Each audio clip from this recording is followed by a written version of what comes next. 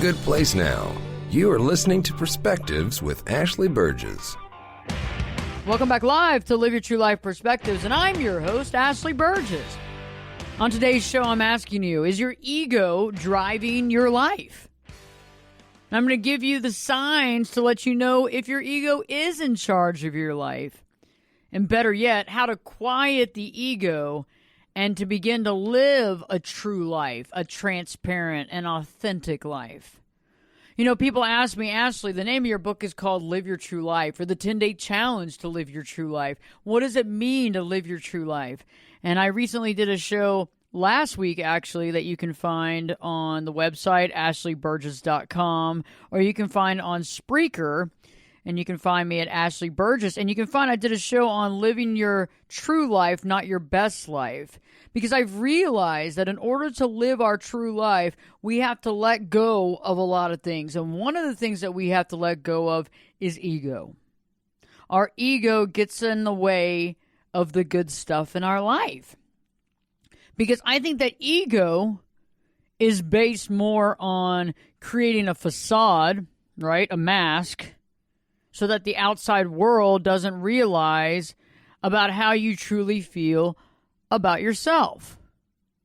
You know, when we have a low self-esteem, a low self-worth, when we've been beaten down in life, and when we feel as though we're not good enough, we create this outside persona. And that persona usually comes in the form of a giant ego. And it's interesting. I remember when I was a kid and I would meet people with these giant, bigger than life, can't fit their ego into a room personalities. And I would be like, wow, they must have everything. They must be like on top of the world. These people must have everything. They must be so happy and everybody's like, you know, kissing their butt. And then later on, as I got older and I got wiser, I began to realize that these individuals, they might have big titles. They might have lots of money. But these same individuals at the core are not happy with themselves. And I look back at my own life, and I look back of years and years of learning myself and getting to know who I am and creating my own perspective and letting go of stuff that held me back. And in the growing process, I like to call it the growing pains, right? I learned a lot about myself, but I learned that when I was feeling out of control or when my self-esteem or self-worth were at an all-time low, my ego would get bigger than life. Or it would come out that way, or I would start talking about myself, or I had to win the argument, or I had to be right at all costs, or whatever it was. And that's when I look back at some of those times and say, man, I totally understand where I was because I needed to inflate myself, even though it was a fake inflation, to kind of soothe myself because I wasn't happy with me. And it took me to get very real and very authentic and very transparent with myself to actually begin to look at that stuff. And I think that's when people ask me, what does authentic mean? Because that word is being used everywhere. Authentic cheese, authentic conversation, authentic colors, authentic, fabrics, whatever it is. It's like everything's authentic nowadays. What the heck does authentic mean? Well, I think when it comes to us as human beings, authentic in its reality means that we've gotten real with ourselves. We've taken off all the masks. We've thrown them away or we've recycled them when it's proper to, not to keep. We've realized the ego. We've realized what the ego does, and we've taken that down and cut that down to size, and we did it all within ourselves. And then we've gotten real with ourselves and not lying to ourselves. Because remember, that's a big thing too, is to, when we lie to ourselves, to convince ourselves that something's really this way, right? Convincing ourselves, everything's all good when it's not. Or convincing ourselves that we're better than this person when that's not the case. Or that we're not as good as those other people when that's not the case. And so authentic is when we get right with ourselves and realize our value, our true value, because every single person on this planet is valuable, to see that, to let go of that low self-esteem, to understand who we are, and be able to do that within ourselves. And then that authentic thing is seen by everybody else because we're not trying to play a game. We're not trying to put a mask on. We're not trying to put a facade out there. And that's what authentic is. It's not trying to do anything. It's quite the opposite. You're not trying to do anything. You're just being you. You're not trying. You're just being. Very big difference from trying and being, okay? Seriously. Very big difference. It's like standing and driving. Totally different thing. When we're actually being, people can feel that about you. They can actually understand where you're coming from. It's very remarkable. So let's talk about the signs of getting to know if your ego is really driving your life. Because if the ego's driving the car, we got to get to the core of that, right? We got to get to the reason for that. Because we use the ego as a defense mechanism.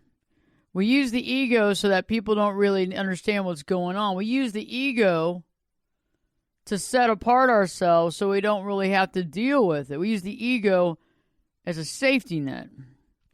You know, one of the things that I think about when I think about ego is the I told you so, I won quotient. You know, it's about winning.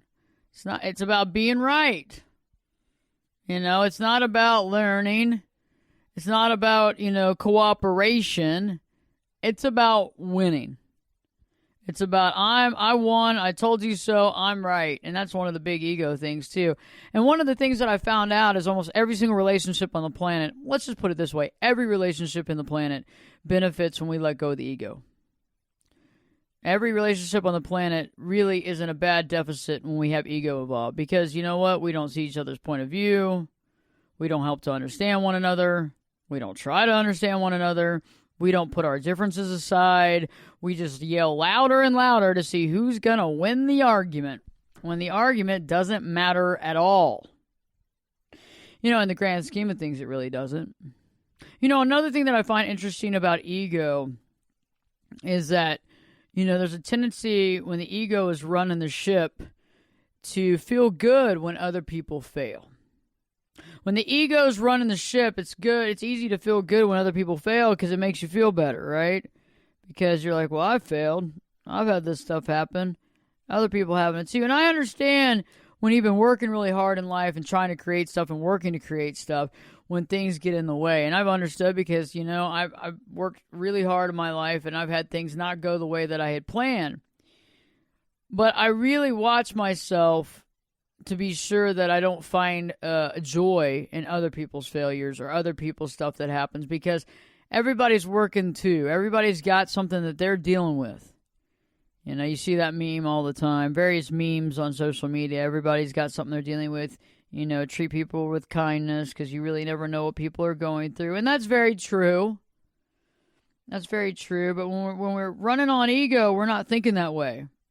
When we're running on ego, it's all about us, because we really don't want to dig deep into that stuff because if we start digging deep, we might not like what we find. I think another thing that's interesting is that we end up getting upset sometimes when other people succeed. And I don't know if it's necessarily getting upset. I think one of the things is that it scares us as well. When other people begin to succeed and you've been working really hard and the success level hasn't come,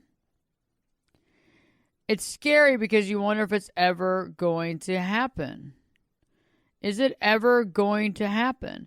And it's interesting because it can make you feel vulnerably scared, not in a vulnerably good way, but in a fearful way. And I think that ego directly relates to fear because I think that, ego's breakfast, lunch, and dinner is fear. Ego's breakfast, lunch, and dinner is fear. And so that's what's on the menu.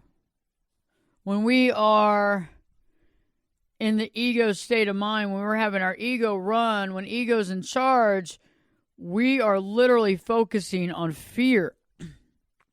Our life is being run by fear. We're overwhelmed by fear. We don't know how to let go of fear. We have anxiety because of the amount of fear that we're dealing with, and we're not able to experience happiness and joy because we feel so much fear, anxiety, fear of the unknown. And because we're trying to control everything, we have a tendency of being overwhelmed and not happy. When I return, I'll be talking more about the ego, how to know if the ego is running your life, but better yet, how to quiet that ego and really begin to be that true life, to live that true life, and to be that transparent, authentic person that other people look up to, that other people, feel the energy and recognize the power, because true power is wielded without ego.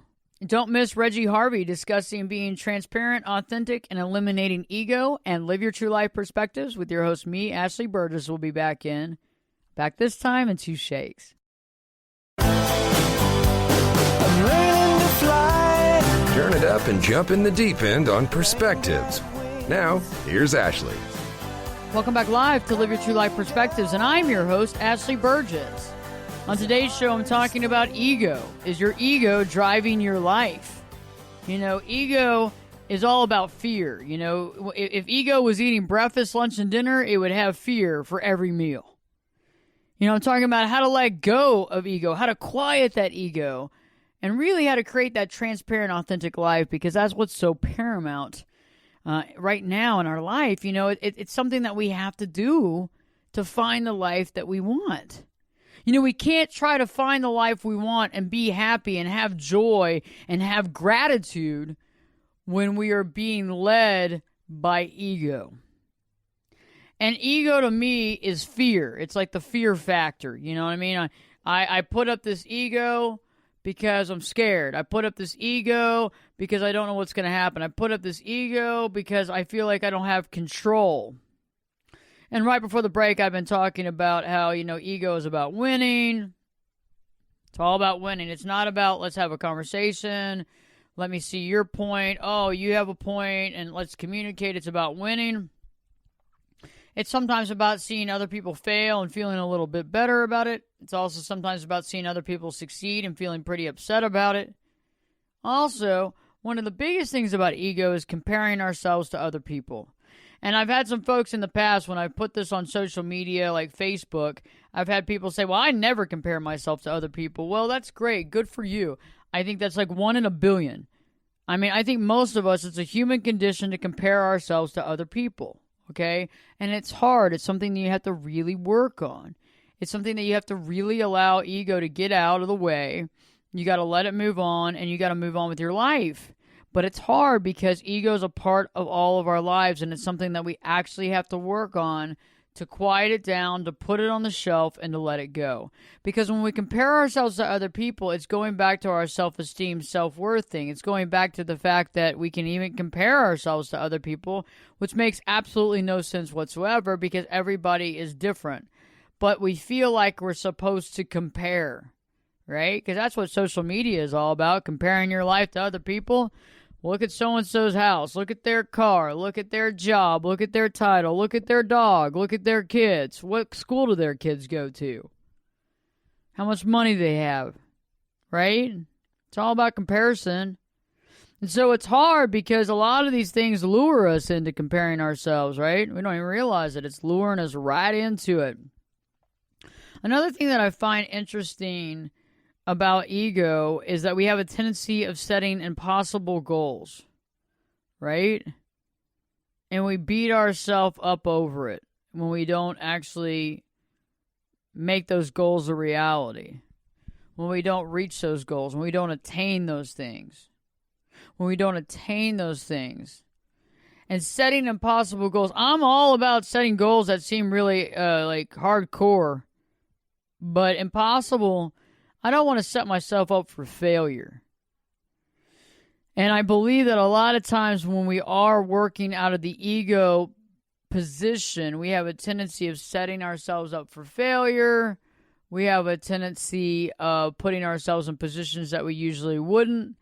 And it becomes a factor in a problematic situation in our life because we're not really doing what's healthy for us. okay? And the reason why we're not doing what's healthy for us is because we feel that we are not good enough. And when we feel like we're not good enough, like we're at a deficit, like we're not worthy enough. What happens in that situation is we begin to feel bad. We make bad choices. We make unhealthy choices. We make decisions that put us in a bad position. And all of these things go a long way to creating an unhealthy, unhappy life. You know, another thing, when ego's really running and it's going, ego will tend to make us want to blame other people. Will tend us to blame other people for things that have happened or stuff that's going on. And I think the ego, that's one thing with the ego, is that we're blaming other folks. We're doing stuff. We're blaming people because we a lot of it is because we don't want to take responsibility. Okay? A lot of it is because we only want to take responsibility for the things that we win. But also there has to be some escape. There has to be some scapegoat, right? Because if we're running with ego says that this is always going to work. This is always going to work. So what happens if it doesn't work? Right? What happens if things don't work out? Is it my problem? We have to get real with ourselves if it is, because then we realize that we have a part to play in this.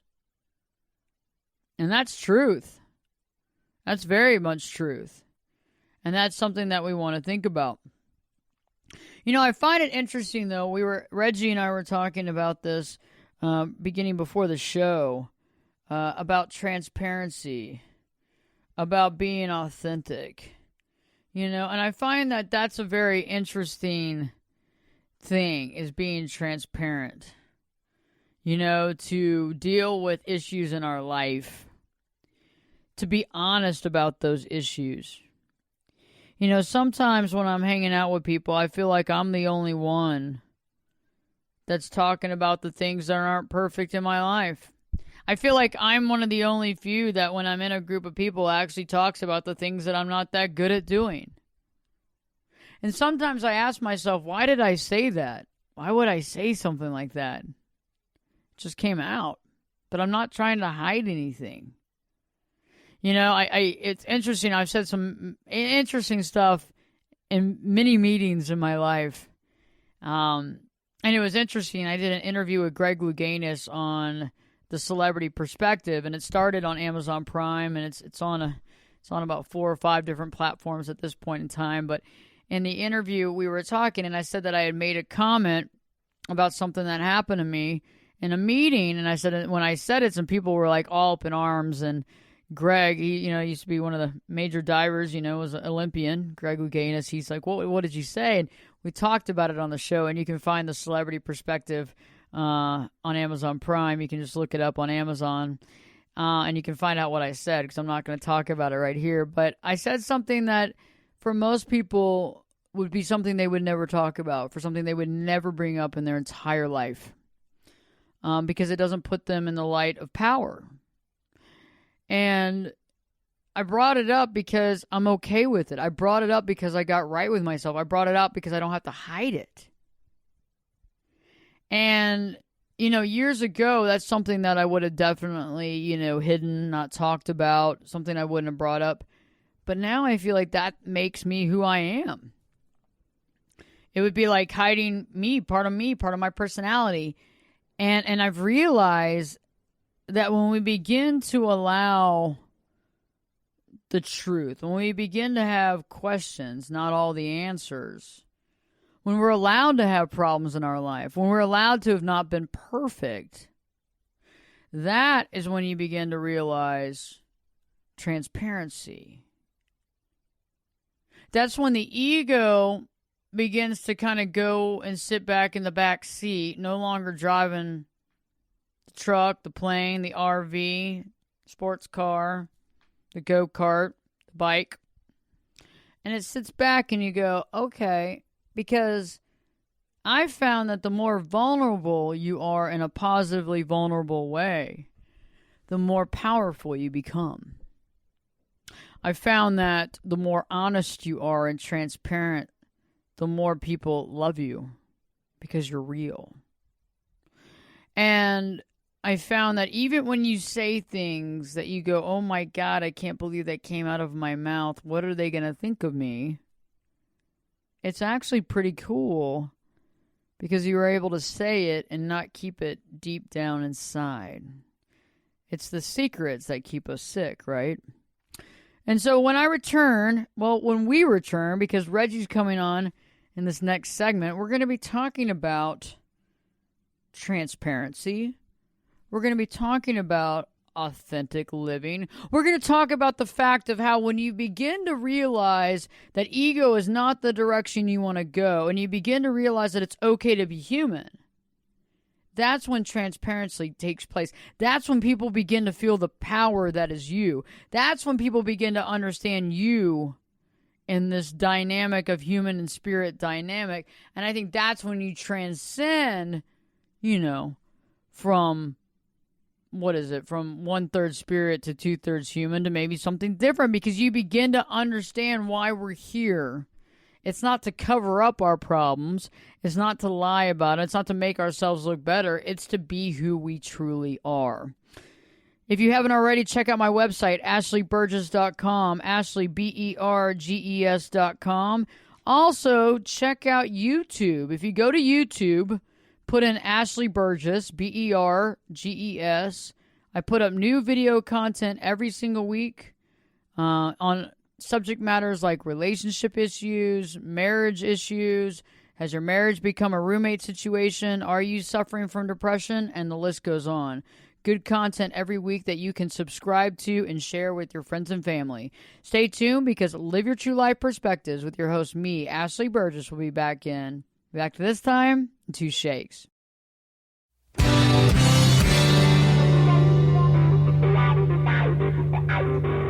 This is Jake Busey, and you're listening to Perspectives with Ashley Burgess. Welcome back live to Live Your True Life Perspectives, and I'm your host, Ashley Burgess. On today's show, we're talking about ego. How much is your ego driving your life? How much is your ego driving your life? And better yet, a lot of times we don't even realize how much our ego takes us out of living our true life, of being authentic, of being transparent. And that's what I find very interesting, is until we actually control that ego, and some people say that ego is edging God out, that sort of thing. Well, you can think what you want, but the point is that our ego does take us off of who we truly are. Years ago, when I didn't have my ego checked, I would make decisions, I would make comments, I would make choices based on whatever I thought my ego wanted. But it necessarily wasn't me being authentic or transparent, because I had to let go of that ego to be honest with the folks around me, to explain how I felt, but to actually talk about my own truth, because I was able to be vulnerable. And a lot of people think vulnerability is a bad thing, and I think vulnerability is actually a good thing and shows you that you're actually a powerful individual, because I think power is derived once we let go of ego. And so joining me in studio, Reggie Harvey. Reggie, as you know, is the author of Anatomy of a Patient. He's a survivor of a near-death diagnosis, and he's also a friend of mine. And I like it when he gives his perspective on things, because it comes from a different perspective and a new way of thinking that I think is very valuable. Reggie, great to have you in studio today. Hey, Ashley. I've been excited to have this conversation with you today. I am too, Reggie. And so, Reggie, I want to ask you, what do you think about transparency and vulnerability and really being honest in your day-to-day life? An attribute of transparency is connected with pride. And pride gets in the way of a lot of things. I remember there was an old adage my mom used to always say, pride goeth before a fall. I think there's several key factors that lead to embracing transparency and authentic living. And one of them is to be able to communicate a dilemma to the people around you in your network, but do it in an honest, open, direct, no BS way.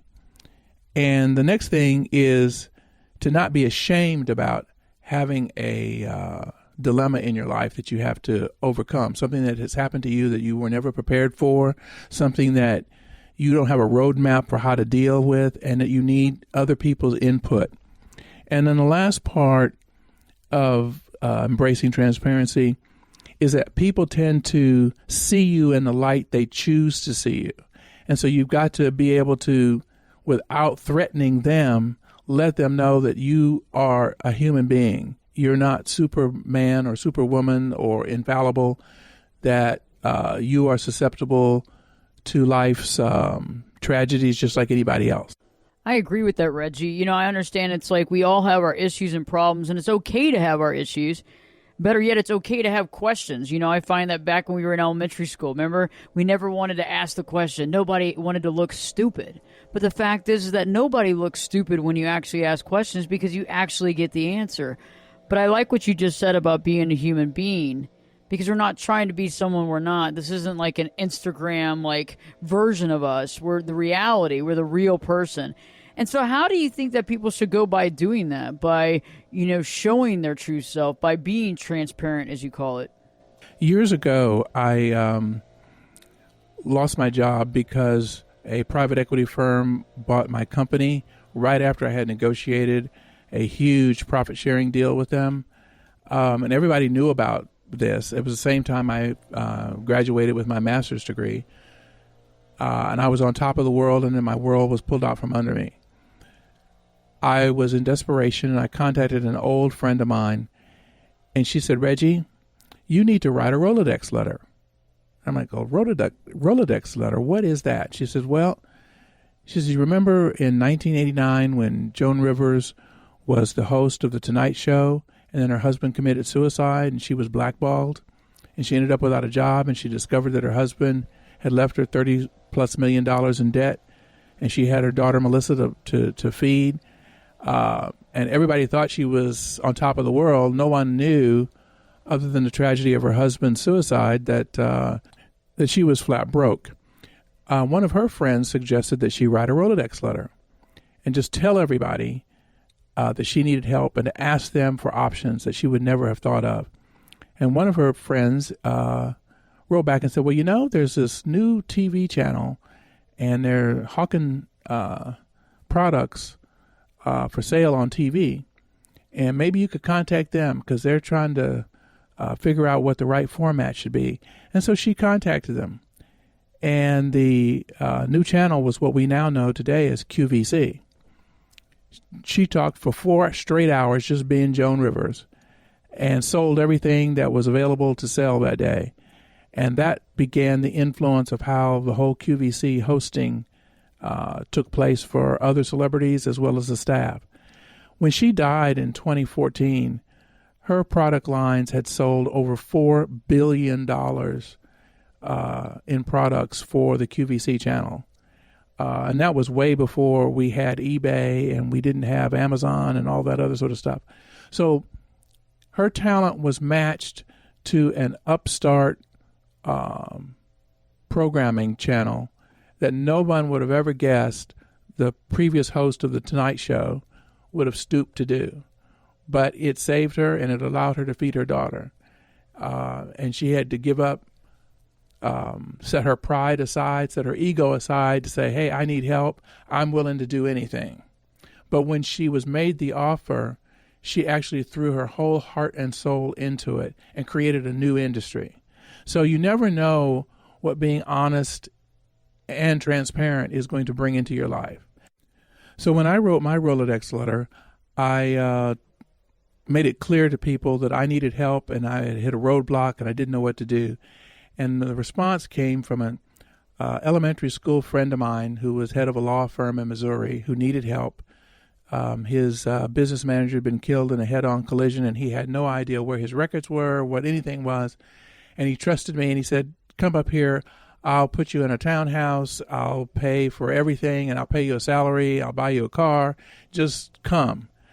And for 2 years, I did that, and it actually put me back on track, saved my life, gave me a new direction, and I was able to move forward from there. So sometimes, you know, you just need to be hit over the head and say, hey, fess up. let people know that you truly need help, not rescue. You're not asking them to fix it for you. You're asking them to give you options that you can't see, and give you a helping hand up. You're willing to fight the fight and do the heavy lifting, but you just need a little push. So that was my experience in getting over my ego, setting my pride aside, facing a weak moment that was due to nothing that I had failed at. So being a survivor of a fatal illness is the reason that I wrote this book. And in the book, Anatomy of a Patient, the main theme has to do with being transparent about my circumstance, learning how to manage all of that, especially myself and my own attitude about it. You can get Anatomy of a Patient at Amazon.com, or you can go to my new website, reggieharvey.net. That's REGGIEHARVEY.net. Find out a little bit more about me, find out about how to buy the book, and you can actually get access to some of the previous podcasts of this show and our interviews. This is a book that is geared to help anybody deal with unknown circumstances and to not feel embarrassed to ask those questions that you were talking about, because you need to know. And you asking a question can actually spur the people who are challenged with helping you to think more deeply about what can be done. So it's in your best interest to be the leader in this egoless way of living. I have now adopted that wholeheartedly because it is the key to my survival, and I think it'll be the key to our listeners' survival as well. Okay, thanks for having me, Ashley, and this discussion was really close to my heart. I look forward to seeing you next week. I love when Reggie comes on the show and his perspective, and I agree with what he's saying.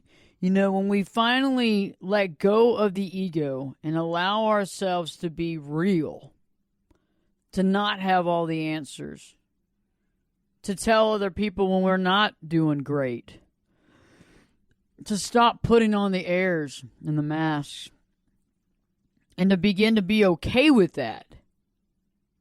That's what I call authentic, and that's what I call powerful. Powerful stuff. If you haven't already, check out reggieharvey.net, and check out his recent blog, our interviews, but also his book. It's very powerful. And if you have anybody that's going through the process of waiting for a transplant, on a transplant list, or just had a transplant, you've got to get this copy of this book for them and also for you. Stay tuned. When I return, I'll be talking more about ego and how to really quiet that ego and begin to live your true life. Live Your True Life Perspectives will be back this time in 2 shakes. You could be my luck. Get in here. You're listening to Perspectives with Ashley Burgess. Welcome back live to Live Your True Life Perspectives, and I'm your host, Ashley Burgess. On today's show, I've been talking about ego, how to know if ego is driving your life. And it was interesting to talk to Reggie earlier. It was great because I loved his perspective on transparency and authentic living. Because in order to quiet the ego, we've got to understand why we want to quiet the ego. Because the ego really takes us out of living, because it's a fear-based approach to life. It's saying, I'm not good enough, I'm not worthy enough to be who I truly am. That's exactly what the ego's doing. I'm not good enough, I'm not worthy enough to be who I truly am. That's what it's all about. That's from A to B. That is the bread and butter. I said, throw the mic down right now, because that's what it is. And so from now on out, when you feel that ego coming in, when you feel that ego trying to take over, you got to stop it. You got to be aware of it. You got to be aware of the triggers. What's triggering this? Are you feeling like you're not worthy? Are you feeling not good enough? Are you feeling stressed out? Are you comparing yourself and not feeling like you can, stand up? Are you feeling as though, other people are better than you? Are you feeling less successful? What's the deal? And when you begin to realize that, that's when you can begin to change things. Because when we go into that egotistical state of mind, we're no longer driving, we're no longer in charge. We are out of control, and we're just trying to act as though or create this facade to the outside world, which isn't helping us. It's taking us farther away from who we truly are. It's taking us away from identifying who we are and all our valuable stuff and all our gifts. And it's taking us out of being who we are. Because we're all valuable people here. We just have to see it. And so some of the things that you can begin doing right now is to realize, first off, two things. We're not superior to other people. We're not. None of us are. None of us are superior to other people's souls. We're not one soul's better than the other soul, or I'm superior to that person, because that's what it comes down to. I mean, somebody might have a better title, or somebody might have a bigger house, but does that make them superior? No. And also, we're not inferior to others as well. You're not inferior to other people. They're not inferior to us. You see what I'm saying? So there's no superiority and there's no inferiority. And when you feel the superiority coming in or you feel the inferiority coming in, that's your ego. I know some people say, oh, I thought it was just because I thought ego was just making me better. Like I was superior and that's what ego is. Well, that's one side of ego, but it's not the other side of ego. Ego makes it's like a seesaw, right? Ego makes us feel one way or another. Ego is either making us feel really superior to other people, or ego makes us feel very inferior to other people. And that's the case, right? That's from A to B. That's how we feel. And so that's the seesaw of emotions that we're going through. That's the seesaw of the emotions that we're going through. And so when you feel that superiority or their inferiority coming out, remember, that's ego. That's ego showing up. That's ego coming in. That's ego doing what ego does, right? That's what ego is. That's what ego does. And so I want you to begin to think about, instead of being right, just being happy. Instead of being right, being happy is what's powerful. Now, happiness is interesting because happiness has so many different thought processes on happy. To me, happy means I'm being. It's not like I'm running around screaming my head off, oh my God, I'm so happy. I think happiness means content. Okay, I'm going to go with happiness meaning content.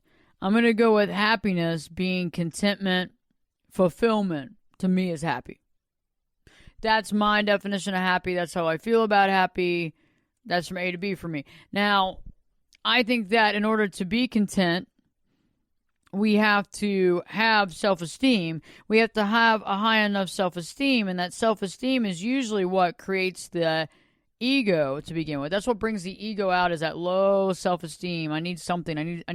I need something.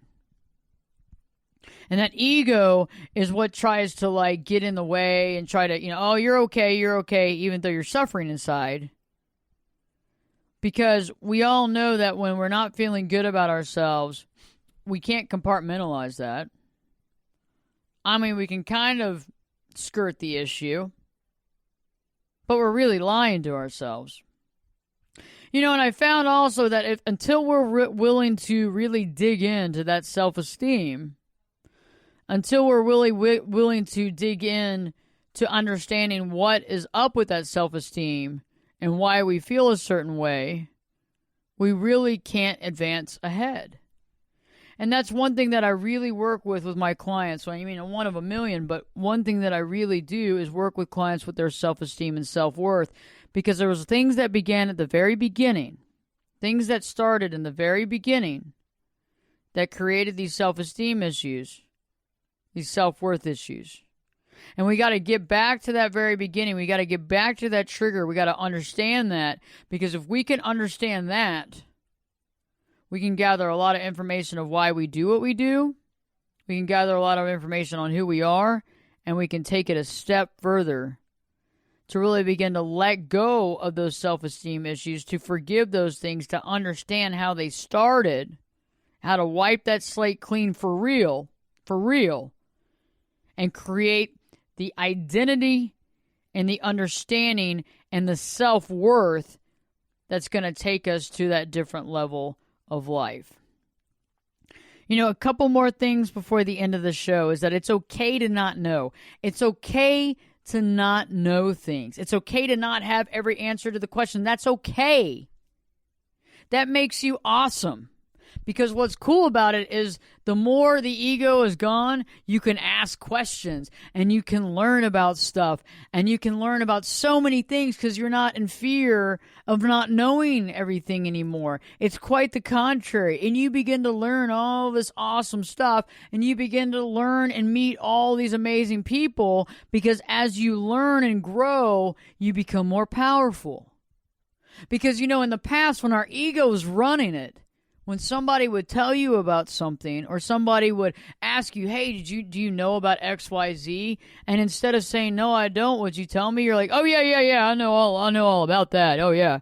And then you don't. And so you have no idea what you're talking about. And then later on, it's going to come to light that you don't, but you didn't even get the education in the process. You know, and I found that I would much rather be educated. I would much rather learn and absorb than to act like I know something and not. And last but not least, we got to let go of this idea of control. Because ego is based on trying to control the situation even though we feel like we're out of control. Because that's why we're trying to control things around us, right? Because we feel like we can't control ourselves. I hope that this show has helped you, and please share this with your family and friends. And in the meantime, don't forget to tune in, listen to the show, and live your true life perspectives with your host, me, Ashley Burgess, will be back in. I'll be back this time. You know it. I'll be back this time in 3 shakes.